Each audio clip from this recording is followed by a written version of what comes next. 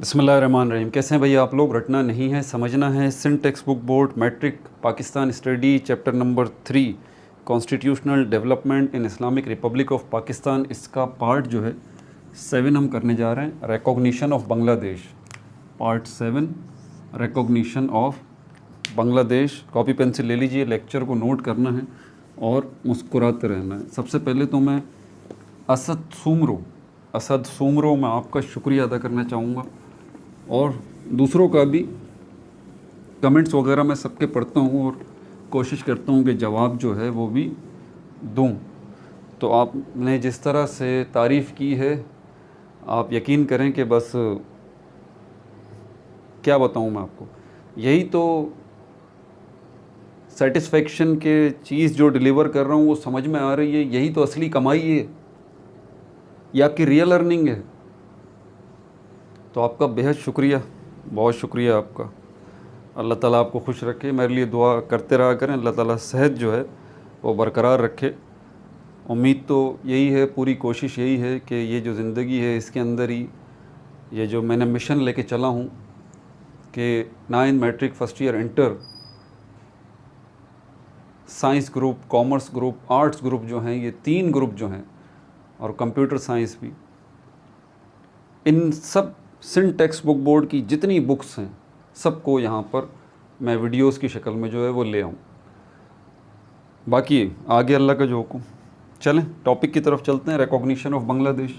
पिछली वीडियो नहीं देखी है आपने तो ऊपर देखिए, आपको लिंक नज़र आएगा पिछली वीडियो का।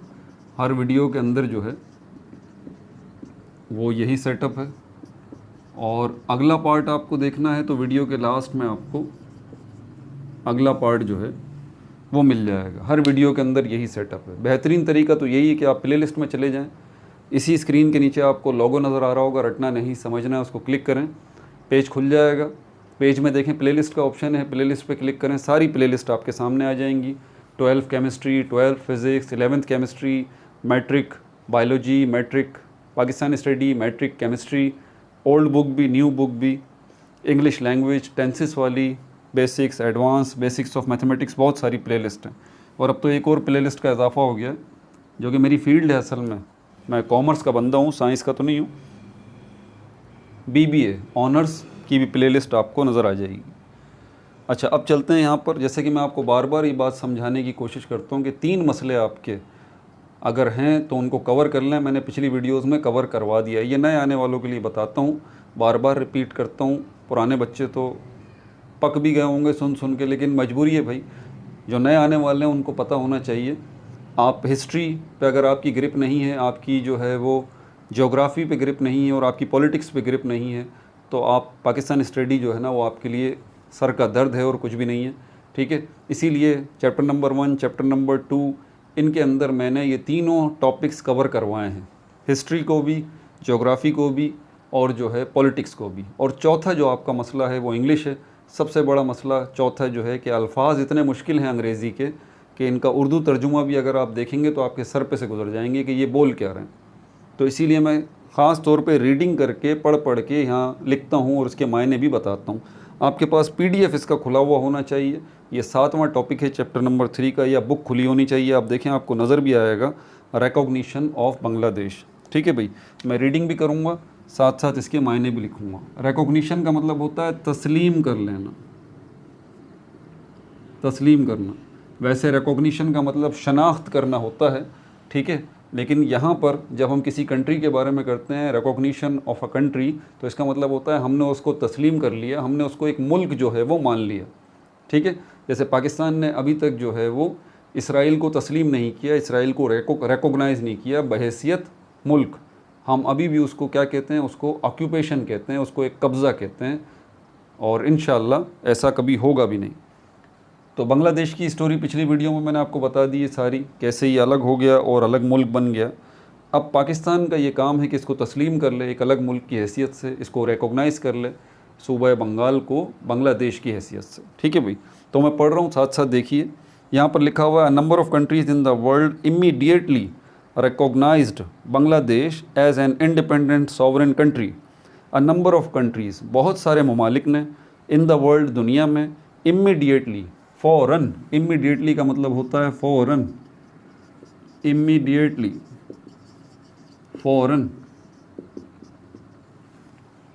recognized Bangladesh as an independent sovereign country, तस्लीम कर लिया बांग्लादेश को एज एन इंडिपेंडेंट, एक आज़ाद सॉवरन खुद मुख्तार कंट्री, मुल्क की हैसियत से।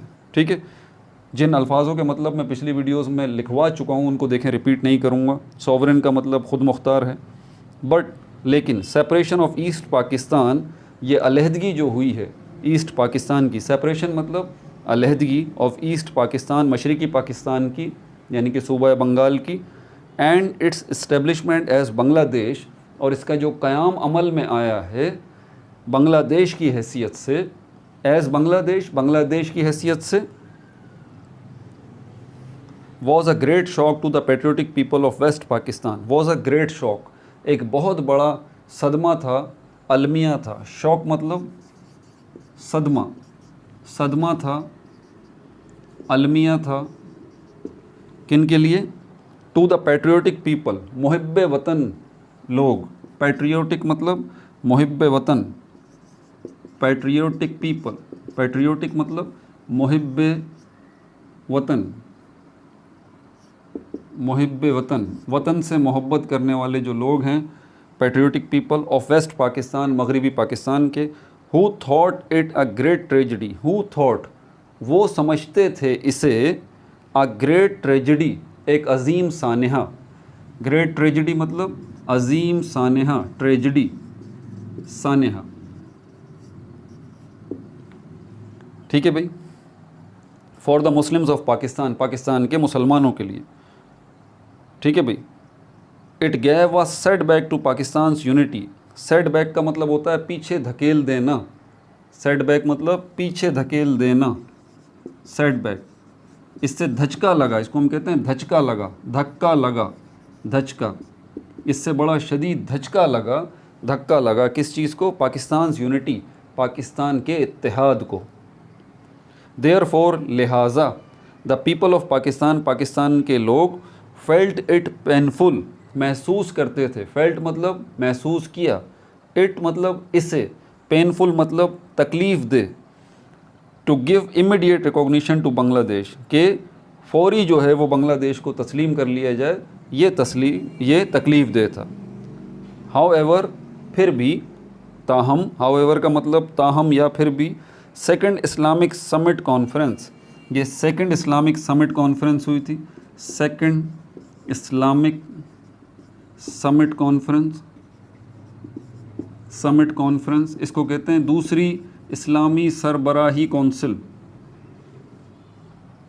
कॉन्फ्रेंस, सॉरी कॉन्फ्रेंस, तो इसको क्या कहते हैं? सेकंड इस्लामिक समिट कॉन्फ्रेंस, दूसरी इस्लामी सरबराही, सरबराही, इस्लामिक मीन्स इस्लामी, कॉन्फ्रेंस मतलब इजलास,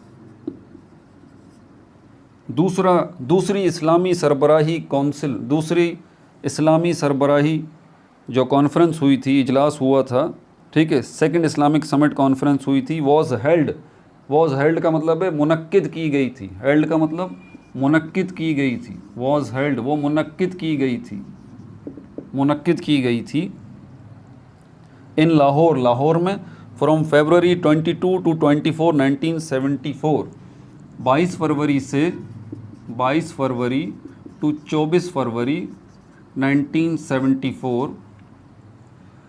तो ये दूसरी इस्लामी सरबराही कॉन्फ्रेंस जो है वो मुनक्किद हुई थी 22 फरवरी से लेके 24 फरवरी 1974 में। About 40 delegates of Muslim states, about तकरीबन, अबाउट का मतलब तकरीबन, 40 डेलीगेट्स, 40 मंदोबियन इनको कहते हैं, डेलीगेट्स,